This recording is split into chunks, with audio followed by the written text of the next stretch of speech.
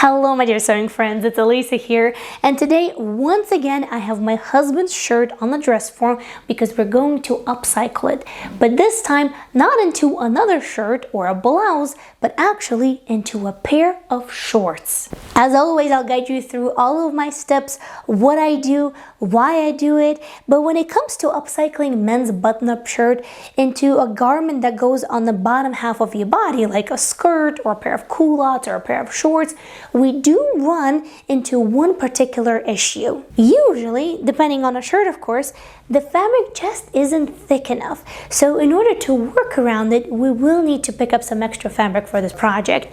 Now in my case, I just went with medium weight cotton that was available at my local craft store, and that should do it. The shirt itself is also 100% cotton. This is my husband's shirt, size M, and we do have a few signs of wear and tear over here, a couple of little holes, and a few stains going on that I will need to keep in mind. A fun fact for you here, this is actually a button-down shirt and not a button-up shirt because it has two little buttons over here that button down the collar and prevent it from flopping around. Now before I start working on anything at all, first, I have to determine if I have enough fabric and if I do have some sort of print on my shirt, how often does it repeat? Because as you know, matching prints does take more fabric. Now it looks like over here I have this dark blue dominant stripe that repeats every so often. And in my case, I'm not necessarily trying to fit an entire pattern piece in it because I'm okay with piecing it from multiple pieces of fabric. I'm just trying to see if I have enough fabric for the project overall. To make a pair of shorts, of course, you're going to need a pattern. And here we have three simple options. Number one, use a commercial pattern that you already have at home, or of course, you can purchase one as well. Then you can use your favorite ready-to-wear shorts that you've been wearing, you've been loving, you like the fit, and you can copy them and turn them into a pattern. I have a really detailed video that will show you step by step how to copy your favorite pants or pair of shorts and turn them into a pattern. And I will link that video for you guys in the description. And option number three, of course, is to draft your own. As you have guessed, I also have numerous videos on this topic, from drafting culottes to pants, shorts, and many more. I will leave them for you guys in the description as well. My self-drafted pattern for today consists from the front pattern piece with the drafted on zipper fly. Then I also have, of course, the back pattern piece. There we go. A pocket in the front that's going to open up into the waist and the waistband itself. Well, the pattern, as you can see, is really straightforward, but there are a couple of little details that I added or excluded in order to make my life, and hopefully yours as well, a little bit easier, especially when you're upcycling with a very limited amount of fabric and adding on top of that plaids, stripes, or any other geometric print. So first, right here on the back pattern piece, as you can see, I didn't mark a dart. The dart is actually still there, but usually when I place a dart on a geometric print, I try to make sure that it falls in the right position, it looks nice when you actually sew the dart, and that of course takes more fabric and more pattern matching. So in order to avoid all that, instead of sewing an actual dart, I'm going to use gathering technique, and I will gather the top part of my back pattern piece. Now here on the front pattern piece, I decided to do the opening of the pocket into the waistband for a very similar reason. This way I don't have to do the pocket bags from my shirt, but I can actually complete them from a lining fabric because it's going to be covered with a little flap. Now of course I am going to be using fabric on the flap, but I thought that would give me an opportunity to play around with this geometric print and perhaps cut it on the bias, which would just then add a little bit of interest to the entire garment. Now the pattern itself is actually derived from these circle culottes that we drafted together just recently in one of the previous videos, and I decided to conduct a little experiment. I thought, what if I take a circle culotte and then I transform it and adjust it into a straight leg short? And that's exactly what I did. So if you are a member of this channel, there will be a members extra where I'll explain my reasoning, my logical thinking behind it, and why I decided to do this experiment in the first place. So thank you so much for being a member of this channel, and definitely tune in for all of your members' perks. Alright, I think I'm ready for the next step, which is going to be taking this entire shirt apart. Here, instead of cutting everything apart, I decided to unpick the seams and preserve the seam allowances.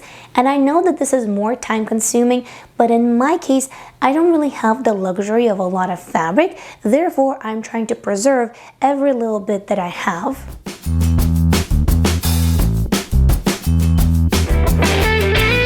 Now it is time to cut my pattern pieces and piece them together if that's necessary. And usually I start with bigger pattern pieces first and the ones that are the most important. And after that, from whatever is left from like fabric scraps, I will cut all of the smaller pattern pieces. Looking at what I have, it seems that I can cut most pattern pieces as is, and then perhaps I'll need to piece just maybe one or two together. And as always, my self-drafted patterns don't include seam or hem allowances, therefore I add them as I cut my fabric. Now, speaking of piecing the fabric, you have to think through in advance which part of the print or the pattern would be the most suitable for it. In my case, I think that one of the darker stripes would probably be the best connection point, and if done right, could be nearly invisible. So as you can see, I have cut two front pattern pieces as they are, one back pattern piece as it is as well, and then the other one I will need to piece together. Now, when it comes to piecing fabric together, there are obviously many ways how to go about it. Sometimes I do prefer starting from the right side of the fabric. So what I'm going to do here is I'm going to overlap the fabric pieces where I want to join them, and then I'm going to top stitch them right away using a blue thread to match that blue stripe. Let me bring it to you a little bit closer and show you what we have here. I could have probably picked even better blue color, but that's the only blue thread that I had on hand. My preferred method to finish this all up would be a flat fell seam, because sometimes depending on the fabric and on the thickness of it, if you do finish the raw edges with a zigzag or perhaps a serger, they might show through, or when you go ahead and press the garment, they might leave an imprint on the right side of the fabric. So flat fell seam kind of eliminates a lot of that. And here, I make the flat fell seam as wide as needed in order to be able to, again, stitch into that blue stripe. Once again, I'm going to stitch from the right side of the fabric, as I mentioned, aiming at that blue stripe. And in this particular instance, slow and steady definitely wins the race. Once I have pieced my fabric together, now I will finally cut the full pattern piece out of it. At this point, we can finally start putting this garment together. However, the order of construction and of course the technique is going to depend on what type of pattern you have chosen for your shorts. Because if you decided to go for an elasticated waist, that is going to be very different from my zipper fly, or perhaps you wanted to go for an invisible zipper, or let's say you decided to go a half flat, half elasticated waistband, for all of which I do have nitty-gritty in detail tutorials on my channel, so I will leave them for you guys in the description of this video. And since I can't really cover every single variable, right now I want to give you some really important points of the construction and something to pay attention to. And we're going to start with interfacing. Oftentimes I find that fabric from casual button-up shirts or button-down shirts just doesn't have enough structure, and therefore in order to give it a little bit of structure on the bottom, I'm going to interface the bottom hem and of course the zipper fly area as well. With that, to avoid any extra steps after that and all of that pressing in around, I'm actually going to press the hem right away.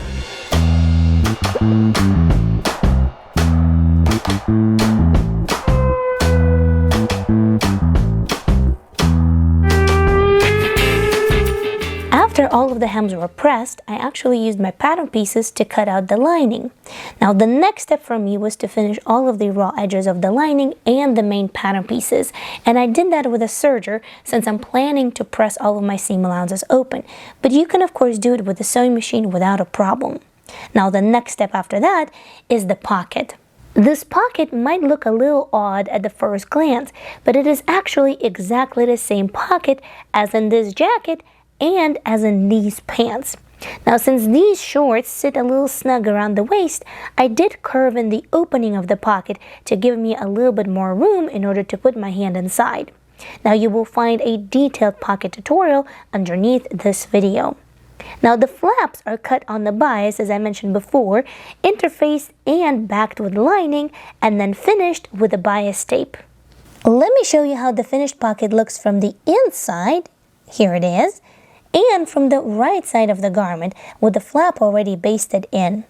After the pockets are done comes the general construction, which I usually start with a zipper fly. Once that is done, I actually have to go back to the cutting stage and finish cutting out the waistband, which I decided to do on the bias as well, partially because I thought it would add a nice touch and tie in together those flaps for the pockets that I also cut on the bias. While I was cutting the waistband, I also decided to add back pockets, which was an impromptu decision. I wasn't really planning for it.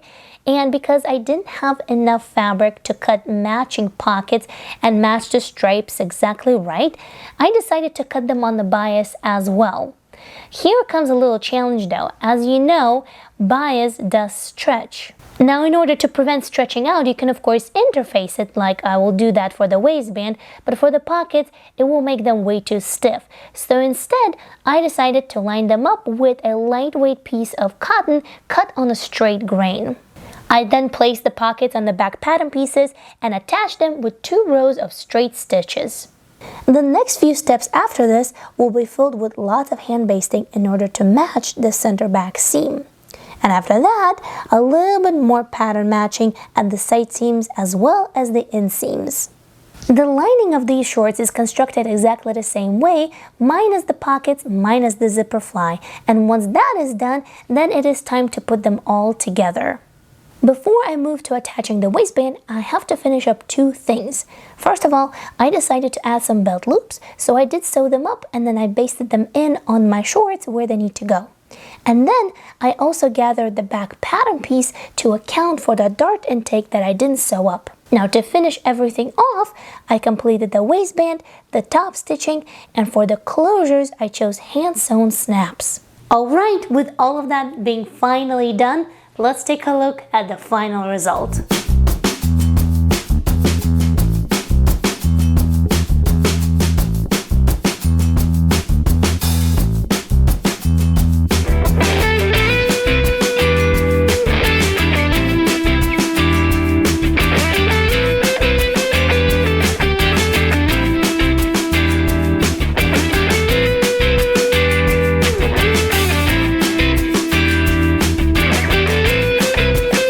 And there you have it. If you want to see more upcycles, I have an entire playlist dedicated just for that. More than 20 projects right over here. So I'll see you in that next video. And until next time, happy thoughtful sewing and upcycling.